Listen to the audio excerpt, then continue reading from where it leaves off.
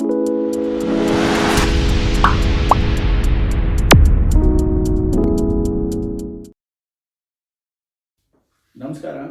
Welcome to ಮೆಡೆಕ್ಸ್ physiotherapy. ಇವತ್ತಿನ ವಿಚಾರ ಬಂದು ತುಂಬ ಜನಕ್ಕೆ ಒಂದು ಡೌಟ್ಸ್ ಇದೆ. ತಲೆದಿಂಬನ್ನ ಅಥವಾ ಪಿಲ್ಲೋನ ಬಳಸಬಾರ್ದಾ ಅಥವಾ ಕಡಿಮೆ ಬಳಸ್ಬೇಕಾ, ತುಂಬ ಎತ್ತರದ ಬಳಸ್ಬೇಕಾ, ಭುಜ ನೋವು ಬರ್ತಾ ಇದೆ, ಕುತ್ತಿಗೆ ನೋವು ಬರ್ತಾ ಇದೆ, ಇದಕ್ಕೆ ಎಲ್ರಿಗೂ ಒಂದು ಡೌಟ್ಸ್ ಇದೆ. ಅದನ್ನು ಇವತ್ತು ನಿಮ್ಮಲ್ಲಿ ಕ್ಲಾರಿಫೈ ಮಾಡಿಕೊಡ್ತೀನಿ. ಎಷ್ಟು ಎತ್ತರದ ಪಿಲ್ಲೋ ಬಳಸಬೇಕು, ಹೇಗೆ ಬಳಸಬೇಕು, ಇದರಿಂದ ನಾವು ಹೇಗೆ ಭುಜ ನೋವು ಮತ್ತು ಕುತ್ತಿಗೆ ನೋವನ್ನ ಅವಾಯ್ಡ್ ಮಾಡ್ಬೋದು ಅಂತ ಈ ಒಂದು ಸಣ್ಣ ಒಂದು ಪ್ರಯತ್ನ ನಾನು ನಿಮ್ಮ ಮುಂದೆ ತಂದಿಡ್ತಾ ಇದ್ದೀನಿ. ಈ ಪಿಲ್ಲೋ ಅಂತ ಏನು ಕರಿತೀವಿ, ಈ ತಲೆದಿಂಬು, ಇದನ್ನು ಸುಮಾರು 9,000 ವರ್ಷಗಳ ಹಿಂದೆನೇ ಕಂಡುಹಿಡಿದ್ದಾರೆ. ಇದನ್ನು ಮೆಸೊಪೊಟಾಮಿಯಾದಲ್ಲಿ ಫಸ್ಟ್ ಬಳಸ್ತಾ ಇದ್ರು. ಅದಾದ ನಂತರ ಈಜಿಪ್ಟು, ಅದಾದ ನಂತರ ಚೈನಾದಲ್ಲೂ ಕೂಡ ಬಳಸ್ತಾ ಇದ್ರು. ಇದನ್ನು ಮೊದಲು ಚೈನೀಸ್ ಹೇಳ್ತಾ ಇದ್ರು, ಯಾರು ಸ್ಮೂತ್ ಆಗಿರೋ ಪಿಲ್ಲೋ ಬಳಸ್ತಾರೆ ಅವ್ರ ಎನರ್ಜಿ ಎಲ್ಲ ಪಿಲ್ಲೋನೇ ತಿನ್ಕೊಬಿಡುತ್ತೆ, ಅದಕ್ಕೆ ಅವರು ಕಲ್ಲು ಮತ್ತು ಮರದ ದಿಮ್ಮಿಗಳಿಂದ ಪಿಲ್ಲೋಗಳನ್ನ ಮಾಡಿಕೊಂಡು ಬಳಸ್ತಾ ಇದ್ರು. ಇವತ್ತು ನಮ್ಮಲ್ಲಿ ಎಷ್ಟೋ ಜನಕ್ಕೆ ಡೌಟ್ ಇದೆ. ಈಗ ನನ್ನ ಕ್ಲಿನಿಕ್ಕಿಗೆ ಎಷ್ಟೋ ಜನ ಬರ್ತಾರೆ, ಅವ್ರಿಗೆ ಭುಜ ನೋವಿದೆ ಮತ್ತು ಕುತ್ತಿಗೆ ನೋವು ಇರುತ್ತೆ, ಮತ್ತು ಅವರು ಒಂದು ಡೌಟ್ ಹೇಳ್ತಾರೆ, ನಮಗೆ ಡಾಕ್ಟರ್ಸ್ ಹೇಳಿದ್ರು ಪಿಲ್ಲೋನೇ ಬಳಸಬೇಡಿ, ಕುತ್ತಿಗೆ ನೋವು ಹೋಗುತ್ತೆ. ಆದರೆ ಸ್ವಲ್ಪ ಜನ ಹೇಳ್ತಾರೆ ನನಗೆ ಭುಜ ನೋವು ಬರ್ತಾ ಇದೆ. ಇದು ಡೌಟ್ ಯಾಕೆ ಬರ್ತಾ ಇದೆ ಅಂದರೆ, ಪ್ರತಿಯೊಬ್ಬರಲ್ಲೂ ಇದು ಸಮಸ್ಯೆ ಅವ್ರಿಗೆ ಸರಿಯಾದ ಅರಿವಿಲ್ಲ. ಎಷ್ಟು ಎತ್ತರದ ಪಿಲ್ಲೋ ಬಳಸಬೇಕು, ಯಾವ ರೀತಿ ಪಿಲ್ಲೋ ಬಳಸಬೇಕು ಅಂತ. ನಾನು ಇವಾಗ ನಿಮಗೊಂದು ಸಣ್ಣ ಟಿಪ್ಸ್ ಕೊಡ್ತೀನಿ. ಈ ಪಿಲ್ಲೋ ಬಂದು ಪ್ರತಿಯೊಬ್ಬರು ಬಳಸಲೇಬೇಕು. ಯಾಕೆ ಅಂದರೆ ನಮ್ಮ ದೇಹದ ಈ ಬೆನ್ನುಮೂಳೆ ಏನಿದೆ, ಸ್ಟ್ರೈಟ್ ಲೈನ್, ಇದನ್ನು ನಾವು ನೇರ ನಿಂತಾಗ ಕರೆಕ್ಟ್ ಲೈನಲ್ಲಿ ಇರುತ್ತೆ.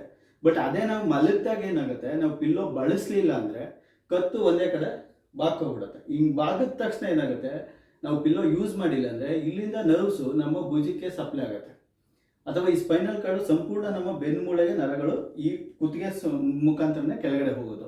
ಯಾವಾಗ ನಾವು ಈಗ ಬಗ್ಗಿ ಒಂದೇ ಕಡೆ ಮಲಗ್ತೀವಿ ವಿತೌಟ್ ಪಿಲ್ಲೋ, ಅವಾಗ ಏನಾಗುತ್ತೆ, ಕಂಪ್ಲೀಟ್ ಇಲ್ಲಿ ನರಗಳು ಪಾಸ್ ಆಗಿರುತ್ತೆ. ಅದಕ್ಕೆ ನಾವು ಬ್ರೇಕಿಯಲ್ ಪ್ಲೆಕ್ಸಸ್ ಅಂತ ಕರಿತೀವಿ. ಈ ಬ್ರೇಕಿಯಲ್ ಪ್ಲೆಕ್ಸಸ್ ಸಂಪೂರ್ಣವಾಗಿ ಕಂಪ್ರೆಷನ್ ಆಗುತ್ತೆ.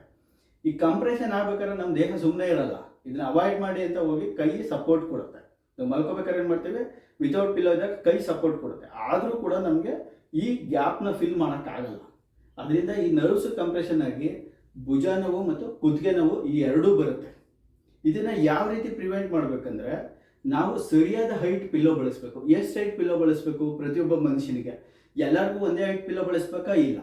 ಯಾವ್ದು ಬೇಸಿಸ್ ಮೇಲೆ ನಾವು ಇಳಿಸ್ಬೇಕಂದ್ರೆ, ಪ್ರತಿಯೊಬ್ಬ ಮನುಷ್ಯನಿಗೂ ಕೂಡ ಅವನದೇ ಆದ ಒಂದು ಪಿಲ್ಲೋ ಹೈಟ್ ಇರಬೇಕು. ಯಾವುದು ಅಂದರೆ, ನಮ್ಮ ಕುತ್ತಿಗೆಯಿಂದ ಈ ಭುಜ ಈ ಏನು ಗ್ಯಾಪ್ ಬರುತ್ತೆ, ಈ ಗ್ಯಾಪು ಫಿಲ್ ಆಗಬೇಕು. ನಾವು ಸೈಡಿಗೆ ಮಲಗಿದಾಗ ಏನಾಗುತ್ತೆ, ಈ ಗ್ಯಾಪು ಫಿಲ್ ಆಗುತ್ತೆ. ಈ ಗ್ಯಾಪ್ ಫಿಲ್ ಆದಾಗ ಏನಾಗುತ್ತೆ, ಬೆನ್ನು ಮೂಳೆ ಸ್ಟ್ರೈಟ್ ಲೈನಿಗೆ ಬರುತ್ತೆ.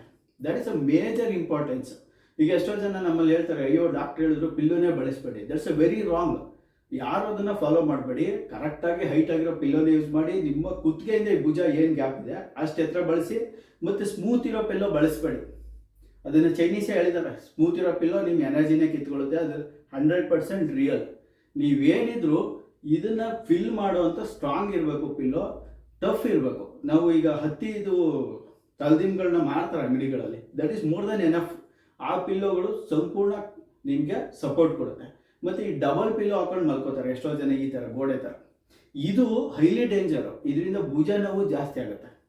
ಇದನ್ನು ಯಾರು ಕೂಡ ಮಾಡೋಕ್ಕೆ ಹೋಗಬೇಡಿ. ನಿಮ್ಮ ಪಿಲ್ಲೋ ಸಣ್ಣದಿತ್ತ, ಒಂದು ಬೆಡ್ಶೀಟ್ನ ಫೋಲ್ಡ್ ಮಾಡಿ ಅದಕ್ಕೆ ಮೇಲೆ ಇನ್ನೊಂದು ಟಫ್ ಆಗಿರೋ ಲೇಯರ್ನ ಹಾಕೊಂಡು ಅದನ್ನು ಬಳಸಿ. ಈ ಗ್ಯಾಪ್ನ ಫಿಲ್ ಮಾಡಿ. ನಾನು ನಿಮಗೆ ಇವಾಗ ಒಂದು ಎಕ್ಸಾಂಪಲ್ ತೋರಿಸ್ತೀನಿ. ನಮ್ಮ ಅಸಿಸ್ಟೆಂಟ್ನ ಕರಿತೀನಿ, ಬನ್ನಿ. ಇಲ್ಲಿ ಮಲ್ಕೊಳ್ಳಿ ಸೈಡಲ್ಲಿ, ಈ ಕಡೆ ಫೇಸ್. ಸೊ ಈಗ ಇವ್ರು ಮಲ್ಕೋತಾ ಇದ್ದಾರೆ, ಕೈ ಕೆಳಗಡೆ ಬರಬೇಕು. ಈ ಪಿಲ್ಲೋ ಏನಿದೆ ಇದೇನು ಮಾಡುತ್ತೆ, ಈ ಭುಜದ ಗ್ಯಾಪ್ ಏನಿದೆ ಅದನ್ನು ಫಿಲ್ ಮಾಡ್ತಾ ಇದೆ. ಇವಾಗ ಏನಿದೆ, ಬೆನ್ನುಮೂಳೆ ಸ್ಟ್ರೈಟ್ ಇರುತ್ತೆ. ಸೊ ಕುತ್ತಿಗೆ ಮೇಲೆ ಪ್ರೆಷರು ಬೀಳೋದಿಲ್ಲ, ಈ ನರಗಳ ಮೇಲೆ ಇಲ್ಲಿ ಪ್ರೆಷರು ಬೀಳೋದಿಲ್ಲ. ಇದರಿಂದ ಏನಾಗುತ್ತೆ, ನರಗಳು ಸೇಫ್ ಆಗಿರುತ್ತೆ, ಭುಜ ಸೇಫ್ ಆಗಿರುತ್ತೆ, ನಮ್ಮ ಕುತ್ತಿಗೆ ಕೂಡ ಸೇಫ್ ಆಗಿರುತ್ತೆ. ಇದರಿಂದ ಬೆನ್ನುಮೂಳೆ ಕೂಡ ಸ್ಟ್ರೈಟ್ ಅಲೈನ್ಮೆಂಟ್ ಇರುತ್ತೆ. ಇದರಿಂದ ಯಾರಿಗೂ ಕೂಡ ಕುತ್ತಿಗೆ ನೋವು ಕೂಡ ಭುಜ ನೋವು ಬರೋದಿಲ್ಲ. ಇದನ್ನ ಪ್ರತಿಯೊಬ್ಬರು ಫಾಲೋ ಮಾಡಿ. ನಿಮ್ಮ ಕುತ್ತಿಗೆ ಮತ್ತು ಈ ಭುಜ ಏನು ಗ್ಯಾಪ್ ಇದೆ ಅಷ್ಟನ್ನ ಇದು ಮಾಡಿ. ಮತ್ತು ಇನ್ನೊಂದು ತುಂಬ ಇಂಪಾರ್ಟೆನ್ಸು, ತುಂಬ ಜನ ಮಲ್ಕೊಂಡು ಮೊಬೈಲ್ ನೋಡ್ತಾರೆ, ಅದನ್ನು ಯಾರೂ ಮಾಡಬೇಡಿ.